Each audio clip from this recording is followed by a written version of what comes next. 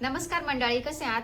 तर चला तुमच्यासोबत एक छान गोष्ट मी आज शेअर करणार आहे. कारण की 2 दिवस आता बाप्पा येत आहेत आपले, म्हणजे गणपती बाप्पाची गणेश जयंती. बाप्पा येतात म्हणजे गणेश जयंती आहे. तर त्या दिवशी बाप्पांचा जन्म झालेला होता, जन्मदिवस आहे बाप्पांचा. छोटंसं सेलिब्रेशन करणार आहे. मग म्हटलं बाप्पांसाठी ना छान वस्त्राची माळ करूया.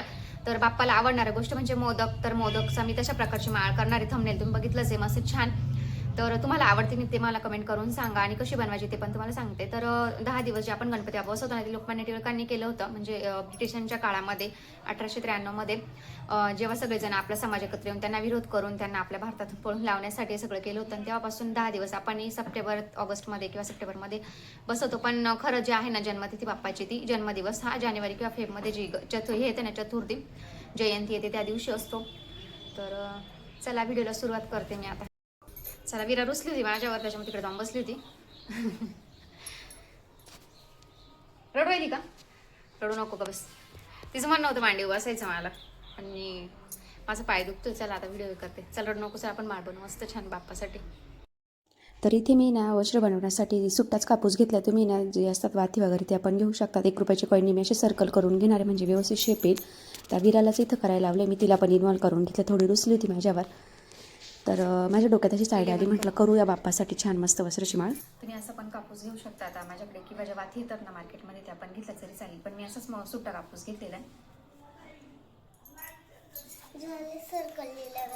झालं का?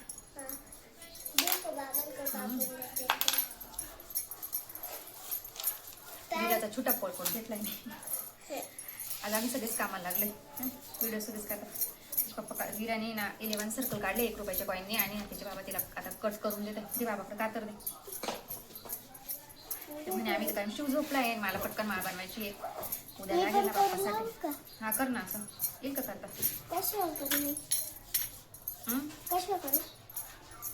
कशा करी आता लाटू का पोळी?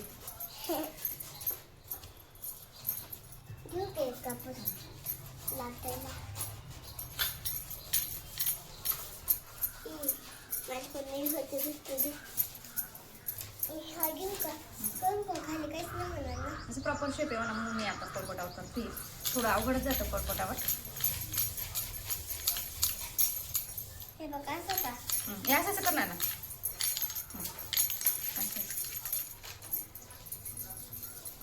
हा, खाली कर चटईवर केलं तरी चालेल, कारण चटईवर खरबूड आहे ना. हे बघ, याच्यावर इझिली येते बघ.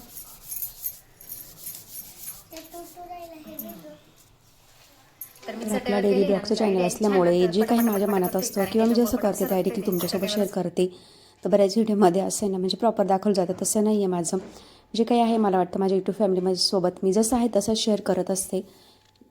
कापूस सटकत होता त्यावरनं, तर वातीने याच्यावर खूप फास्ट होतात. आता खरबूड असल्यामुळे खाली असंच काही जरा असं स्पेस असेल ना, सरफेस खाली त्याच्यावर केल्यानंतर पटपट होता. तर इथं मी आकार येण्यासारखेच कट करून घेणार आहे, जेणेकरून जो आपला मोदक असेल ना तो व्यवस्थित येईल शेप त्याचा. तर इथे ना तो जो 1 रुपयाचा कॉईन घेऊन मी कागद कापून घेतला होता, त्याला थोडंसं व्हाईट फेविकॉल लावलं. 4 अशा वातीनं व्यवस्थित चिकटून घेतल्या, म्हणजे व्यवस्थित होईल. आणि जसं आपण मोदकामध्ये अगदी सारण भरतो तसंच आपल्याला गोल असंच कापसाचं हे करून आहे ना, त्यामध्ये सारण भरल्यासारखंच ठेवायचं आहे, आणि असं छान आहे ना त्याला मोदकाचा आकार द्यायचा आहे. आता खरं सांगू का, पहिल्यांदाच मी करते, त्यामुळे मला पण थोडंसं हे होत होतं. पण बाप्पाचं नाव घेऊन आणि म्हटलं चला करून बघूया. कारण की वस्त्राचं असं आहे की बाप्पाला मान सन्मान देतो, हे मी ना गणेश पुराणामध्ये वाचलं. तुम्हाला माहिती मी गणेश पुराण वाचते सध्या. बाप्पाला दुर्वा, शमीपत्र, वज्राची माळ हे खूप प्रिय आहे. आणि असं म्हणतात गणेश जयंतीला जर आपण बाप्पाला अर्पण केलं, सगळं जर हे केलं ना, तर आपली इच्छा मनोकामना पुरी होत असते. त्यामुळे तर मी असे ना 11 मोदक करून घेतले. तुम्ही 11-21 करू शकतात, मी 11च केले. केल्यानंतर जमतात आपल्याला असा व्यवस्थित शेप देऊन घ्यायचा. तर आता इथे माझ्याकडे लेस नव्हती घरामध्ये, त्यामुळे मी व्हाईट दोरा आहे त्याला असं कुंकू लावून घेतलं. तर तुमच्याकडे लेस असं ना एकदम परफेक्ट येईल असतं. तर आता मी खाली नाही थोडंसं असं दोऱ्याने बांधून घेतलं एक मोदक, जेणेकरून व्यवस्थित फिक्स राहील. आणि बाकीचे मोदक असे सेम अंतरावर लावून घेतले. तर एकदम छान वाटत होतं मस्त. आणि ते थोडंसं ना त्याला व्यवस्थित लुक यावं म्हणून इथं मी त्याला थोडं अष्टगंध पण लावलं. छान अशी बनेल आणि दिसेल अगदी आपले उकडीचे मोदक असतात ना तशीच माळ आपली दिसते. एकदम छान मस्त बनवण्याचा मी प्रयत्न केलाय. तर मी आता अशीच ताटामध्ये सुकण्यासाठी ठेवेल रात्रभर, आणि दुसऱ्या दिवशी म्हणजे आता उद्या घालेल बाप्पाला. तर तुम्हाला ही आयडिया कशी वाटली मला नक्की कमेंट्स करून सांगा. अगदी उकडीचे मोदक असताना कशी दिसते ना माळ, मस्त छान एकदम.